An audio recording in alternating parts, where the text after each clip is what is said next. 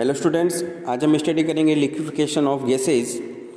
Gas में जो अणु होते हैं उनके बीच में दूरी अधिक होती है और जो लिक्विड है उसमें अणुओं के बीच में दूरी गैसों की अपेक्षा कम होती है। अतः गैसों को अगर हमें लिक्विड में परिवर्तित करना है तो उसके लिए हमें क्या करना होगा, या तो दाब को बढ़ाना पड़ेगा या फिर टेम्परेचर को कम करना होगा। डेट मीन्स उच्च दाब या ताप को कम करके हम गैस को द्रव में परिवर्तित कर सकते हैं।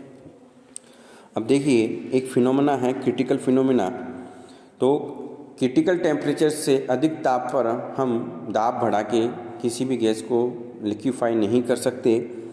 तो किसी भी गैस को द्रवित करने के लिए पहले उसे क्रिटिकल टेम्परेचर तक ठंडा करना होता है। कुछ गैसें हैं जैसे क्लोरीन है, सल्फ़र है, कार्बन डाइऑक्साइड है, अमोनिया है, कार्बन डाइऑक्साइड है आदि। इनके जो क्रिटिकल टेम्परेचर है वो काफ़ी हाई होते हैं, इसलिए इनको हम पर्याप्त उच्च दाब लगाकर द्रवित कर सकते हैं। लेकिन कुछ गैसें जैसे कि हाइड्रोजन है, हीलियम है, ऑक्सीजन है, नाइट्रोजन है, इनके क्रिटिकल टेम्परेचर काफ़ी कम होते हैं। क्रिटिकल टेम्परेचर काफ़ी कम होने के कारण से पहले जब हमें क्रिटिकल टेम्परेचर का ज्ञान नहीं था तो हम इन्हें स्थायी गैसें कहते थे। क्यों कहते थे? क्योंकि इनको द्रव में परिवर्तित करना मुश्किल था, क्योंकि हम जो है क्रिटिकल टेम्परेचर का हमें ज्ञान नहीं था और क्रिटिकल टेम्परेचर से अधिक टेम्परेचर पे अगर हम दाब लगा के इन गैसों को द्रव में परिवर्तित करें तो वो पॉसिबल है नहीं, इसलिए जो है इनको स्थायी गैसें कहा गया। लेकिन जब हमें क्रिटिकल फिनोमेना का ज्ञान हुआ तो इन स्थायी गैसों को पहले हम क्रिटिकल टेम्परेचर से नीचे तक ठंडा करते हैं, फिर उन पर उच्च दाब लगाकर इनको हम द्रवित कर सकते हैं। अब देखिए गैसों को किस प्रकार ठंडा करते हैं क्रिटिकल टेम्परेचर से नीचे के टेम्परेचर तक। उसमें इफ़ेक्ट आता है जूल थॉमसन इफ़ेक्ट। इसमें क्या है, जेम्स जूल तथा थॉमसन ने बताया कि किसी गैस के उच्च दाब क्षेत्र से निम्न दाब क्षेत्र की ओर पोरस डॉट में से होकर किसी गैस को प्रसारित करते हैं तो उसके ताप में कमी आ जाती है। डेट मीन्स कूलिंग इफ़ेक्ट हमें प्राप्त होता है। अब ये जो जब गैस का प्रसार हुआ है तो ये गैस ठंडी हो गई, तो इसका क्या कारण रहा? तो उसका कारण है कि गैस के अणुओं के मध्य आकर्षण बल होता है और जब गैस प्रसारित होती है तो उनके अणु एक दूसरे से दूर चले जाते हैं।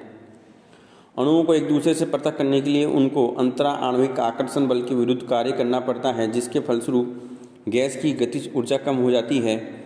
चूँकि गतिज ऊर्जा ताप के समानुपाती होती है, इसलिए गैस की गतिज ऊर्जा कम होने पर गैस का ताप भी क्या हो जाता है, कम हो जाता है। अब एक कंसेप्ट आता है इन्वर्जन टेम्परेचर।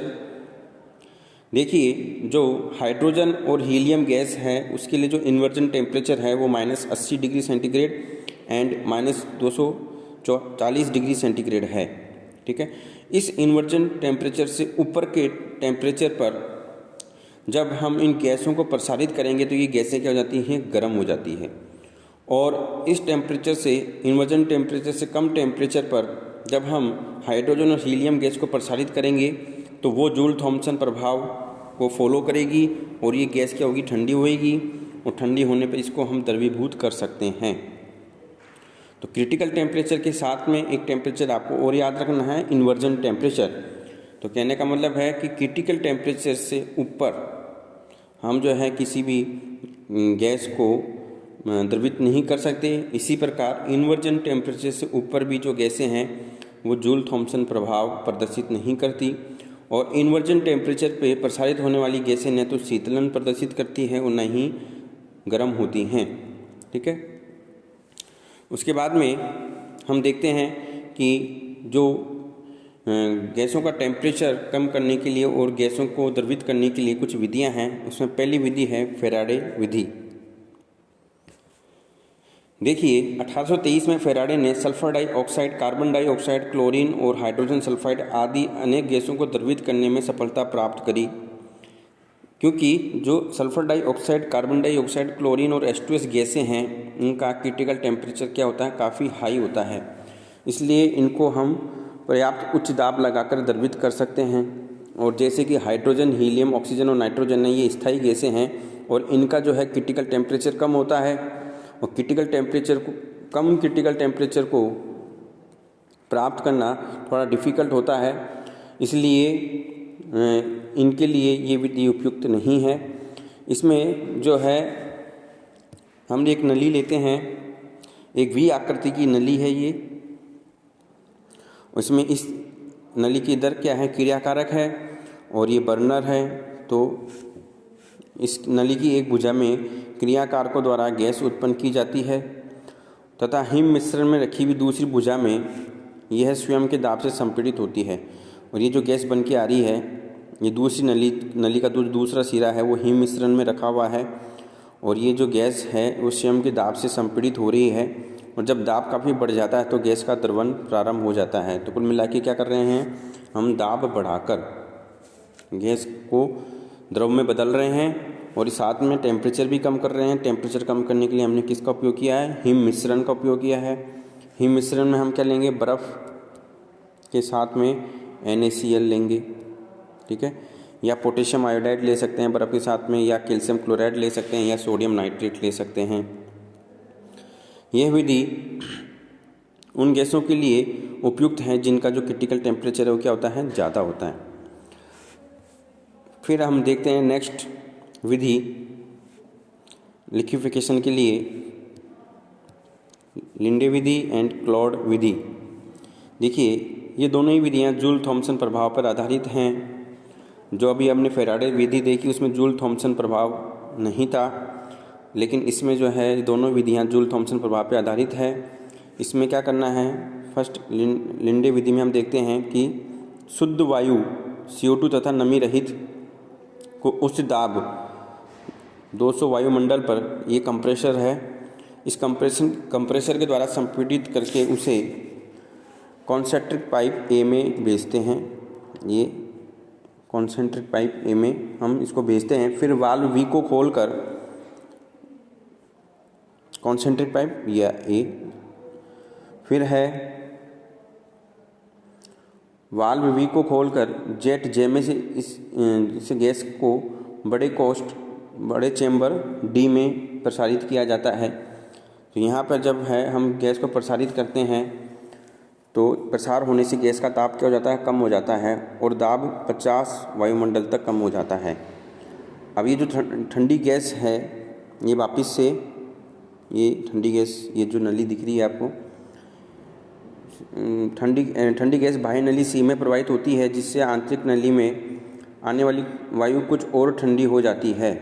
तो यहाँ से ये जो ठंडी होकर जा रही है ये वापस से इधर आएगी B ऐसे होती हुई कॉन्सेंट्रिक पाइप में, और इस प्रकार जो है ठंडी वायु को फिर 200 वायुमंडल दाब पर संपीड़ित करके इस प्रक्रिया को हम दोहराते हैं। कहने का मतलब क्या है कि आपने यहाँ गैस इधर भेजी, ये यहाँ पे प्रसार किया, ये ठंडी हो गई, इस ठंडी को वापस से इधर हम वापस से भेजेंगे दोबारा, तो ये और ठंडी हो जाएगी।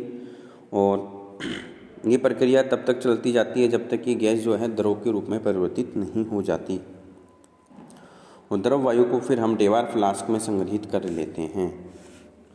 ऐसी है क्लॉड विधि।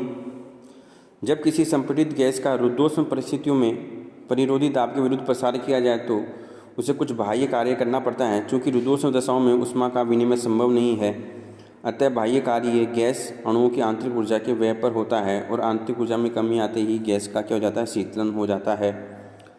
शीतलन की इस तकनीक का उपयोग जूल थॉमसन प्रभाव के साथ क्लॉड विधि में वायु को द्रवण करने में किया जाता है। इस विधि में प्रयोग में लाए जाने वाले उपकरण को ये दर्शाया गया है। सर्वप्रथम शुष्क एवं CO2 रहित वायु को 200 वायुमंडल दाब पर संपीड़ित करके पाइप KLM में प्रवाहित करते हैं। KLM पाइप में प्रवाहित करते हैं। पाइप M सिरे पर 2 भागों में बटा होता है। M सिरे पर 2 भागों में बटा होता है। वायु का कुछ भाग सिलेंडर N में चला जाता है, जिसमें एक वायुरोधी पिस्टन लगा होता है, जहां पर गैस का रुद्धोष्म प्रसरण होता है। वह पिस्टन को बाहर की ओर धकेलती है। इस प्रक्रिया में गैस को बाह्य कार्य करना पड़ता है, जो कि उसकी आंतरिक ऊर्जा में वैसे होता है। ये यहाँ पर गैस को बाह्य कार्य करना पड़ेगा, इससे इसका ताप कम हो जाएगा। ये ठंडी वायु नीचे से कोष्ठ O में प्रवेश करती है। ये यहाँ से प्रवेश करती है और ऊपर की ओर जाती है। ये शीतित वायु MQ से नीचे आने वाली वायु को ठंडी करती है, जो ZJ में से प्रसारित होने पर ये यहाँ पर वापस से प्रसार करेंगे। जूल थॉमसन प्रभाव के कारण और अधिक ठंडी हो जाती है। ये प्रक्रम तब तक चलता रहता है कि जब तक वायु को हम द्रव में नहीं बदल दें। और ये जो है चीपर विधि है, सस्ती विधि है। Thank you.